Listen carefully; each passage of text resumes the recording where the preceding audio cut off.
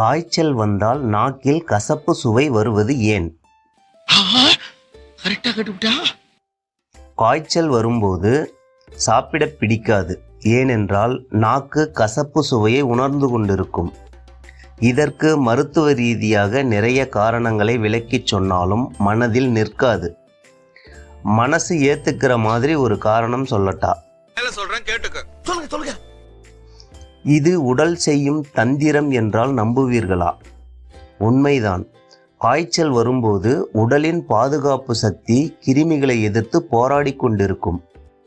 அதன் வேளையில் நாம் குறுக்கிடக்கூடாது என்பதற்காக உடல் செய்யும் பாதுகாப்பு நடவடிக்கை தான் இது.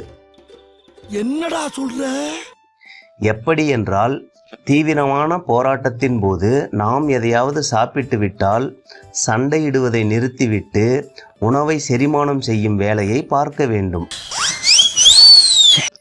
என் வேலை முடியும் வரை வேறு வேலை கொடுக்காதே என்று நாக்கில் கசப்பு சுவையை உடல் கொடுக்கிறது.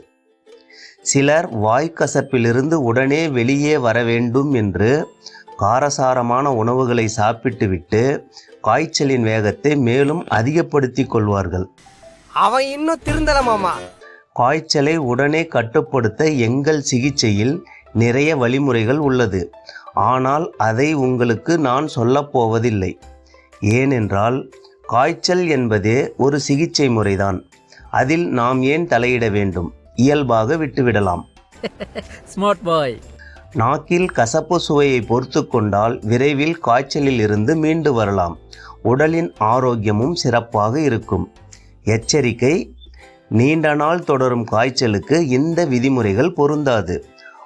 2 நாளில் குணமாகும் காய்ச்சலுக்குத்தான் இந்த தகவல் பொருந்தும். அப்படியா?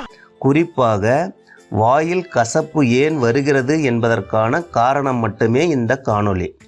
மீண்டும் ஒரு நல்ல பதிவில் சந்திப்போம். நன்றி, வணக்கம்.